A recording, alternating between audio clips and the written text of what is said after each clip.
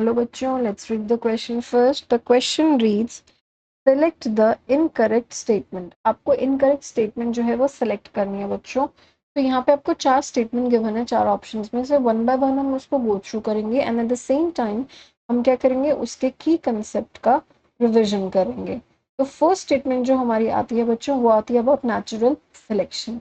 तो स्टेटमेंट को हम रीड करते हैं बच्चों. स्टेटमेंट क्या कहता है? Natural selection is a heritable variation and by reproduction leave greater number of progeny.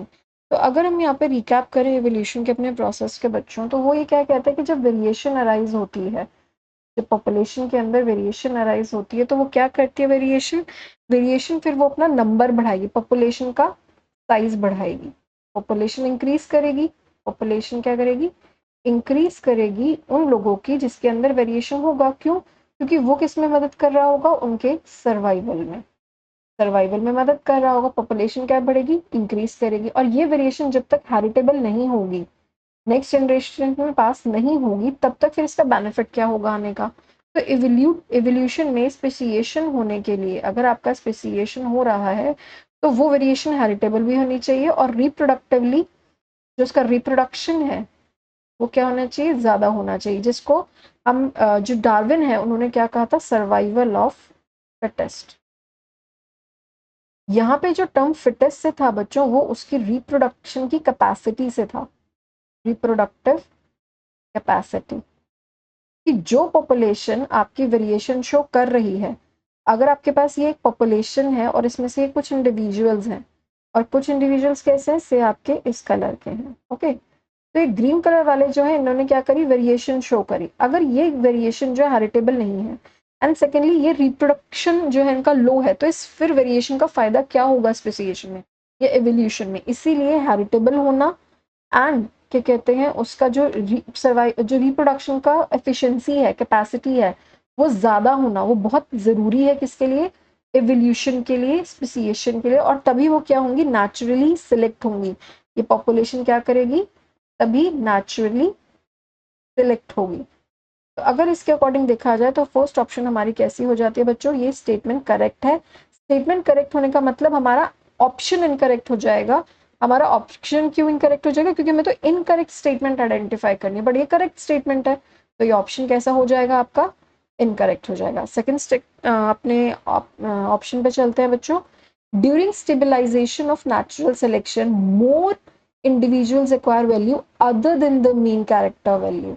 तो अगर हम यहाँ पे क्या रिवाइज करने जा रहे हैं? हम यहाँ रिवाइज करने जा रहे हैं type of natural selection.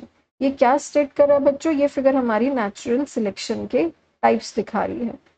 Okay, तो यहाँ पे हमारे पास 3 टाइप्स हैं: directional, diversifying and stabilising. Question हमारे किसके लिए पूछ रहा है बच्चों? क्वेश्चन हमारा पूछ रहा है स्टेबलाइजिंग सिलेक्शन के ऊपर. और वो कहता है कि मोर वैल्यू, मतलब यहाँ पे वो वर्ड मोर लिख रहा है कि more individuals acquire value other than the mean. पर अदर देन द मीन तो यहाँ हो ही नहीं रही. अगर हम देखें इस अपनी फिगर को, तो फिगर के अकॉर्डिंग आपका ये बिफोर आपका एवोल्यूशन जो था, ये मीन था. ओके, ये वाला बिफोर एवोल्यूशन है. दिस वन जो डॉटेड लाइन से क्या है? Before evolution, not evolution. हम यहाँ इसको कहेंगे बिफोर से natural selection. Before natural selection, natural selection से पहले का है.